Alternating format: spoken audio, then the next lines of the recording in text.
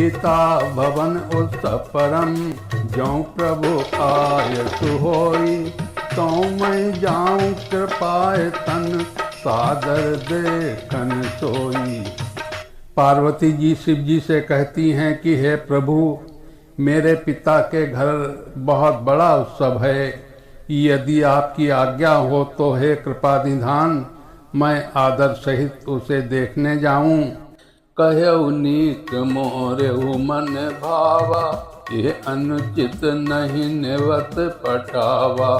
दक्ष सकल निज सुता बुलाई, हमरे बैरु तुमहु बिसराई। ब्रह्म सभा हम सन दुख माना, तेहि ते अजहु करहीं अपमाना। जो बिनु बोले जाहु भवानी, रहै न सीलु स्नेह न खानी। यद्यपि मित्र प्रभु पितु गुरु गेहा, जायु बिन बोलेहु न संदेहा। तदपि विरोध मान जह कोई, तहाँ गए कल्याण न होई। भांति अनेक शंभु समझावा, भाभी बस न जान उर आवा। कह प्रभु जाहु जो बिनहि बुलाए, नहीं भली बात हमारे भाए।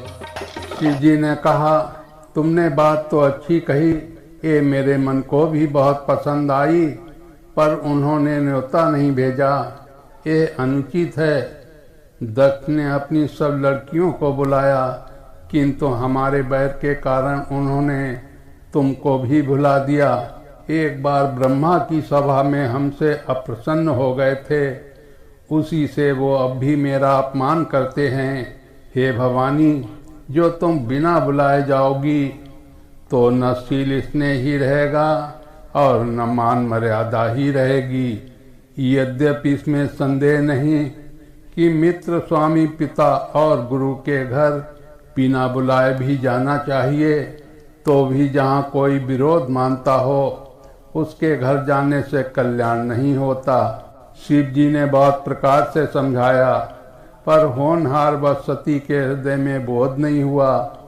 फिर शिव जी ने कहा कि यदि बिना बुलाए जाओगी तो हमारी समझ में अच्छी बात नहीं होगी। कही देखा हर जतन बहु, रहाई न दक्ष कुमारी। दिए मुख्य धन संग तब, विदा कीनी त्रिपुरारी। शिव जी ने बहुत प्रकार से कहकर देख लिया, किंतु जब सती किसी प्रकार भी नहीं रुकी, तब त्रिपुरारी महादेव जी ने अपने मुख्य गणों को साथ देकर उनको विदा कर दिया। पिता भवन जब गई भवानी, दक्ष त्रास काहु न सन्मानी। सादर भले ही मिली एक माता, भगिनी मिली बहुत मुस्काता। दक्ष न कछु पूछी कुशलाता, सती बिलो की जरे सब गाता। सती जाई देखेउ तब जागा, कतहु न दीख शंभु कर भागा। तब चित चढ़ेउ जो शंकर कहेउ, प्रभु अपमान समझ उर दहेउ। पाछिल दुख न हृदय अस व्यापा, जसे भयउ महापरितापा। यद्यपि जग दारुण दुख नाना, सब ते कठिन जाति अपमाना। समुझ सो सती भयउ अति क्रोधा, बहुविध जननी कीनी प्रबोधा। भवानी जब पिता दक्ष के घर पहुंची, तब दक्ष के डर के मारे किसी ने उनकी आवभगत नहीं की। केवल एक माता ही भले आदर से मिली, बहिनें बहुत मुस्कुराती हुई मिली। दक्ष ने तो उनकी कुछ कुशल तक नहीं पूछी। सती जी को देखकर उल्टे उनके सारे अंग जल उठे। तब सती ने जाकर यज्ञ देखा तो वहाँ कहीं शिव जी का भाग नहीं दिखाई दिया। तब शिव जी ने जो कहा था वो उनकी समझ में आया। स्वामी का अपमान समझकर सती जी का हृदय जल उठा।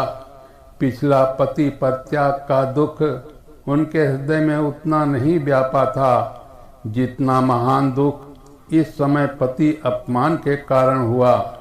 यद्यपि जगत में अनेक प्रकार के दारुण दुख हैं, तथापि जाति अपमान सबसे बढ़कर कठिन है। ये समझकर सती जी को बड़ा क्रोध हो आया। माता ने उन्हें बहुत प्रकार से समझाया बुझाया। शिव अपमान न जाय सही, हृदय न होई प्रबोध। सकल सवहीं हटि हटकि तब, बोली बचन सक्रोध। परंतु उनसे शिव जी का अपमान सहा नहीं गया। इससे उनके हृदय में कुछ भी प्रबोध नहीं हुआ। तब वे सारी सभा को हठपूर्वक डांटकर क्रोध भरे वचन बोली।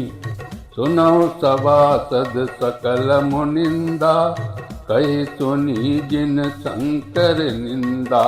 तो फल तुरत लहेब सब काहूँ, भली भांति पछताब पिताहूँ।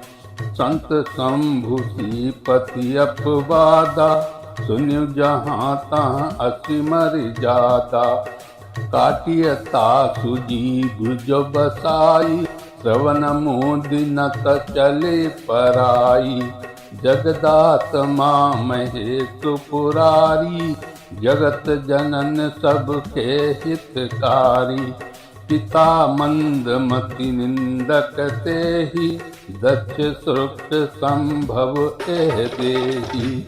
तजिहूँ तुरत देह तेहि हेतु, उर्धर चंद्र मौलि व्रत केतु। अस कहि जोग अग्नि तनु जारा, भयउ सकल मक हाहाकारा। हे सभासदों और सब मुनीश्वरों सुनो, जिन लोगों ने यहाँ शिव जी की निंदा की या सुनी है, उन सबको उसका फल तुरंत ही मिलेगा। और मेरे पिता दक्ष भी भली भांति पछताएंगे। जहाँ संत शिव जी और लक्ष्मीपति श्री भगवान विष्णु की निंदा सुनी जाए, वहाँ ऐसी मर्यादा है कि यदि अपना बस चले तो उस निंदा करने वाले की जीभ काट लें, और नहीं तो कान मूंद कर वहाँ से भाग जाएं। त्रिपुर दैत्य को मारने वाले भगवान महेश्वर संपूर्ण जगत की आत्मा हैं। वे जगत पिता और सबका हित करने वाले हैं। मेरा मंद बुद्धि पिता उनकी निंदा करता है, और मेरा यह शरीर दक्ष के ही वीर्य से उत्पन्न है। इसलिए चंद्रमा को ललाट पर धारण करने वाले वृषकेतु शिव जी को हृदय में धारण करके मैं इस शरीर को तुरंत ही त्याग दूंगी। ऐसा कहकर सती जी ने योगाग्न में अपना शरीर भस्म कर डाला। सारी यज्ञशाला में हाहाकार मच गया। सती मरण सुन शंभुगन, लगे करन मख की। यज्ञ विध्वंस बिलोकि भृगु, रक्षा कीन्ही मुनि। सती का मरण सुनकर शिव जी के गण यज्ञ विध्वंस करने लगे। यज्ञ विध्वंस होते देखकर मुनीश्वर भृगु जी ने उसकी रक्षा की। समाचार सब शंकर पाए, वीरभद्र करि कोप पठाए। यज्ञ विध्वंस जाय तिन्ह कीन्हा, सकल सुरन विधिवत फल दीन्हा। भेजग विदित दक्ष गति सोई, जस कछु शंभु विमुख कई होई। यह इतिहास सकल जग जानी, ताते मैं संक्षेप बखानी। सती मरत हरि सन बरु मांगा, जन्म जन्म शिव पद अनुरागा। कई कारण हिमि गिर ग्रह जाई, जन्मी पार्वती तनु पाई। जब ते उमा शैल ग्रह जाई, सकल सिद्ध संपत्ति तहाँ छाई। जहाँ तहाँ मुनि सुआश्रम कीन्हे, उचित बात हिम भूधर दीन्हे।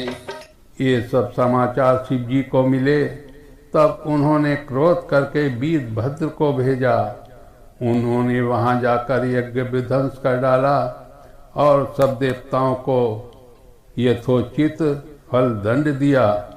दक्ष की जगत प्रसिद्ध वही गति हुई जो शिवद्रोही की हुआ करती है। ये इतिहास सारा संसार जानता है, इसलिए मैंने संक्षेप में वर्णन किया।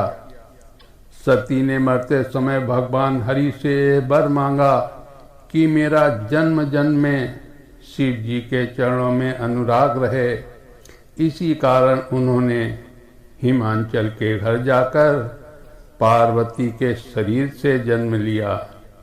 जब से उमा हिमांचल के घर जन्मी, तब से सारी सिद्धियां और संपत्तियां छा गईं।